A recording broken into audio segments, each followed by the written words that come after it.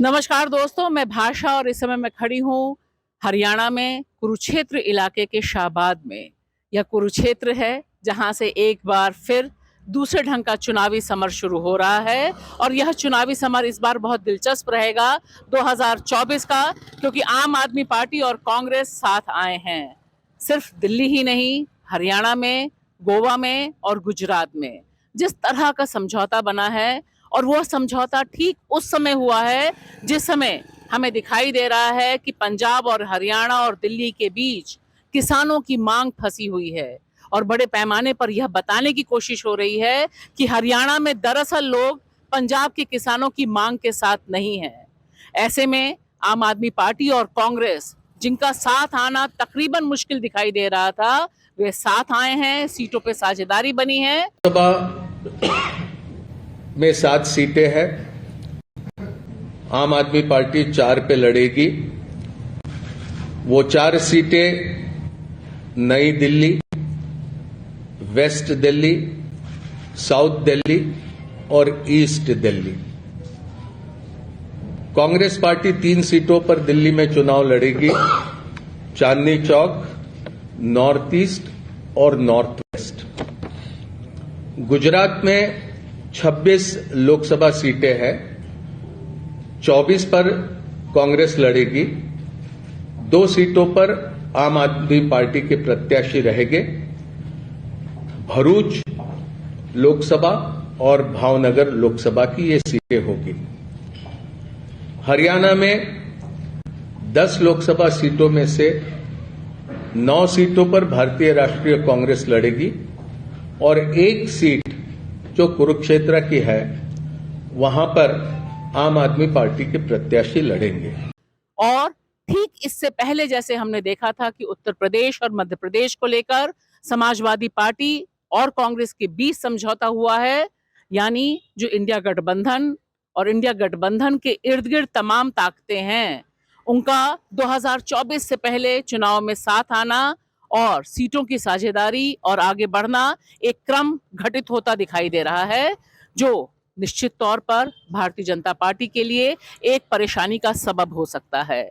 लेकिन सबसे पहले यह टटोलना भी जरूरी है कि हरियाणा की जनता किस तरह से देख रही है, और कम से कम कुछ लोगों को ऐसे माहौल में सुनना बहुत जरूरी है। आइए मेरे साथ चलिए और देखिए कि ये लोग किस तरह से देख रहे हैं इस गठबंधन को, और गठबंधन के साथ साथ सबसे सुलगते सवाल को कि जो किसान सामने आ रहे हैं उनकी मांगों का जमीन में असर है कि नहीं।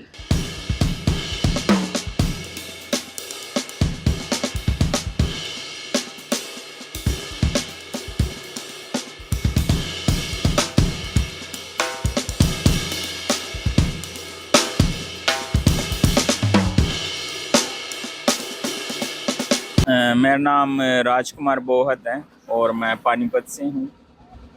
जैसा कि आम आदमी पार्टी और कांग्रेस में समझौता हुआ, इसका काफ़ी फ़ायदा मिलेगा इन दोनों पार्टियों को, क्योंकि जो बीजेपी का जो नीतियाँ हैं, बेरोजगारी है बहुत सारे, और लोगों को गरीबी में ज़्यादा लोग जा रहे हैं। ज़्यादातर हम देखते हैं जैसे संस्था हम जाते हैं गांव में, तो बहुत सारे ऐसा मतलब माहौल हो गया कि बहुत गरीबी आ गई और लोग बहुत परेशान हैं बीजेपी। लेकिन राम मंदिर भी तो बन गया है और 370 भी हट गया है, फिर अब सीए भी आ रहा है, तो उससे हिंदू तो वोट मिल जाएगा मोदी जी को। देखो, राम मंदिर जैसे लोग अभी बात करने लगे कि भाई राम मंदिर ठीक है, अच्छी बात है राम मंदिर, लेकिन रोजगार भी तो चाहिए हमें। खाएंगे तभी तो पूजा पाठ भी कर पाएंगे। तो वो लोग समझने लगे हैं कि भाई रोजगार भी ज़रूरी है हमारे लिए, इसलिए सिर्फ मंदिर से पेट नहीं भरेगा, वो हर चीज़ हर उसमें लोगों को ज़रूरतें होती हैं, वो उनको वो भी चाहिए। एक चीज और बताइए कि लोग बोल रहे हैं कि हरियाणा के लोग किसान आंदोलन के साथ नहीं है, काफी परेशान है। आपको क्या लगता है, आप हरियाणा में हैं? देखो किसान आंदोलन तो बहुत लोग बोलते हैं कि भाई अच्छा करें किसान, और जो दूसरे जो समुदाय हैं जो किसान नहीं है वो भी मतलब सोचने लगे कि हाँ भाई ये जो मांग कर रहे हैं वो उनके हक की भी मांग है, क्योंकि एमएसपी का रेट हो, और जैसे मोदी कुछ वो अलग से कानून लाने की बात जो कर रहे थे कि भाई वो जो पूंजीपति है वो खरीद लेंगे पूरी फसल, पूरा जो भी अनाज वगैरह होता है, तो उससे तो ज़्यादा महंगाई भी होगी, और लोग जो हैं गरीब लोग समझने लगे हैं कि भाई अगर मोदी वो कानून लेके आ गए तो बहुत महंगाई हो जाएगी, पहले ही इतनी महंगाई है और डबल होके तो वो जीना ही बेहाल हो जाएगा। ऐसा इस तरह से लोग सोचने लगे हैं, और बहुत सपोर्ट में है किसानों के साथ जाते भी हैं। देखिए अभी तो काफी जो ये हरियाणा सरकार है, जिस तरह से एक पंजाबी नौजवान की हत्या हुई, उसके बाद फिर और यहाँ किसान नेताओं के ऊपर भी केस लगाने की बात हुई, एनएसए लगाने की बात की, फिर वापस ले लिया। तो क्या लगता है कि वापस क्यों लिया हरियाणा सरकार ने? वापिस हरियाणा सरकार को भी पता है कि भाई ये इनकी संख्या ज़्यादा है और ये सरकार के खिलाफ ही जा रहे हैं, इलेक्शन में इनको नुकसान होगा ज़्यादा, इसलिए वो वापिस उन्होंने लिया। क्योंकि गांव-गांव में अब लोग समझने लगे कि भाई क्या गलत है क्या सही, बातें होती हैं, चर्चाएं होती हैं, और उसमें आजकल तो लगभग सभी व्हाट्सएप पे हैं, लोग व्हाट्सएप यूज करते हैं, इंस्टाग्राम यूज करते हैं, तो वो देखते हैं हाँ भाई कौन काम कर रहे हैं, कौन ठीक बात बोल रहे हैं, कौन गलत बात बोल रहे हैं, वो समझने लगे हैं। लोग समझने लग गए हैं। जी चलिए बहुत बहुत शुक्रिया। पब्लिक कहीं कहीं से घूम के आ रही है, पब्लिक बहुत ज्यादा परेशान है इस टाइम, और वो है इन प्रशासन की वजह से। प्रशासन की वजह से? हाँ जी। किसानों की वजह से नहीं? नहीं जी, ये जो शाहबाद के अंदर नाका लगाया इन्होंने बहुत ज्यादा गलत लगाया है। जो शंभू बैरियल पे लगाया तो बहुत ठीक था, क्योंकि हरियाणा वालों को परेशानी नहीं होती, इससे आने जाने वालों को परेशानी और नहीं ये जो होती। आम आदमी पार्टी और कांग्रेस के बीच समझौता हुआ है, उससे कितना फर्क पड़ेगा? उससे बहुत फर्क पड़ेगा, क्योंकि जेजेपी और बीजेपी का तो सुपड़ा साफ हो जाएगा यहाँ से। तो माइक पास रख लीजिए। हाँ, आप कह रहे हैं बीजेपी का सुपड़ा साफ हो जाएगा? हाँ जी, हाँ जी, हरियाणा के अंदर, क्योंकि हालात इन्होंने ऐसे पैदा कर दिए हैं। जैसे? क्योंकि यहाँ पर लोकतंत्र की हत्या हो रही है। लेकिन राम मंदिर बन गया ना, 370 हट गया, लोग कह रहे हैं इसी पे वोट पड़ जाएंगे। नहीं जी नहीं, ये तो वैसे धोखा है इनका, सोच गलत है इनकी है। आज पब्लिक बहुत एडवांस हो चुकी है। फर्क नहीं पड़ेगा इससे? नहीं, कोई फर्क नहीं पड़ेगा। क्या नाम है आपका, क्या काम करती हैं, और अभी हरियाणा में क्या होगा? आम आदमी पार्टी और कांग्रेस के बीच जो समझौता हुआ है उसे कैसे देखते हैं? मेरा नाम पद्मी है। मैं अभी गवर्नमेंट सर्विस की तैयारी कर रही हूँ, और जो ये अभी कांग्रेस और आम आदमी पार्टी का समझौता हुआ, इससे बहुत हरियाणा में विकास होगा, और हरियाणा में जो अभी तक इस 10 साल होने वाले हैं, बहुत नुकसान हो गया, कौशल विकास आ गया, इससे रोजगार नहीं है। हरियाणा में बेरोजगारी की दर अब से सबसे हाई रेट पे है। और खट्टर जी ने नौकरी नहीं दी है यहाँ पर? नहीं दी मैम। लेकिन क्या जैसे जो हिंदू हैं और नौजवान हैं वो राम मंदिर पे वोट नहीं देंगे?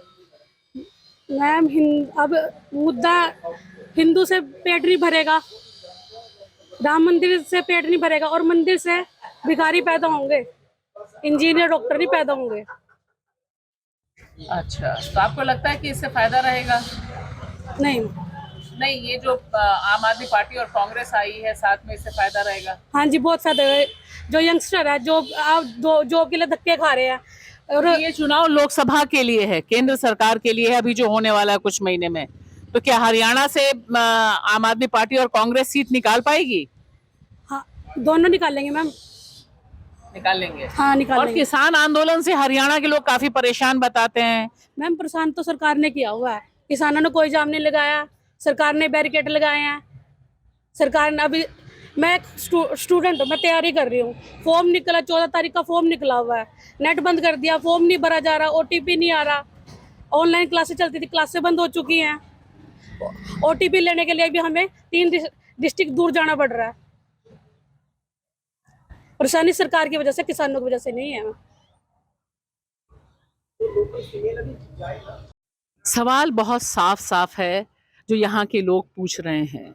सवाल यह है कि ठीक है, इस दौरान राम मंदिर का मुद्दा आया, 370 का मुद्दा आया और ना जाने अभी और कितने आ जाएंगे आम चुनाव से पहले, लेकिन जो बुनियादी सवाल है विकास का, नौकरी का, वह जिस तरह से जनता पूछ रही है, और उसमें भी सबसे बड़ा मुद्दा जो जुड़ा हुआ है पंजाब और हरियाणा में, वह है किसानों का, किसानों की MSP का, जिसे लेकर दोनों राज्यों के भीतर इस तरह की दीवार खड़ी की गई जैसे मान लो दोनों राज्य एक दूसरे के जानी दुश्मन हों। और शायद एक बड़ा मैसेज लोगों के बीच नीचे तक गया है कि जिस तरह से किसानों को रोका जा रहा है, किसानों को अपराधी बनाया जा रहा है, वह उनके लिए भी, उनके भविष्य के लिए भी खतरा हो सकता है। और ऐसे में यह जो गठबंधन हो रहा है, चाहे वो आम आदमी पार्टी और कांग्रेस का हो या उत्तर प्रदेश में समाजवादी पार्टी और कांग्रेस का हो, क्योंकि बिहार में एक तरह से महागठबंधन पहले से ऑपरेशनल है, लेकिन अभी भी इंडिया गठबंधन के सामने एक सबसे बड़ी चुनौती है, विपक्ष की तमाम पार्टियों के सामने सबसे बड़ी चुनौती है, वह यह है कि आज भी अगर उन्होंने एक दूसरे से हाथ नहीं मिलाया और सीटों की साझेदारी नहीं की, तब जिस तरह की वेव है और जिस तरह का प्रचार तंत्र है, उसमें उसका खड़ा रह पाना 2024 में और एक मजबूत चुनौती बन पाना शायद बहुत मुश्किल और बहुत दूर की कौड़ी होगी। ऐसे में किसान और नौजवान अपनी जमीन को और अपने मुद्दों को पकड़कर जिस तरह से आगे बढ़ रहे हैं, वह एक संबल देता है। शुक्रिया।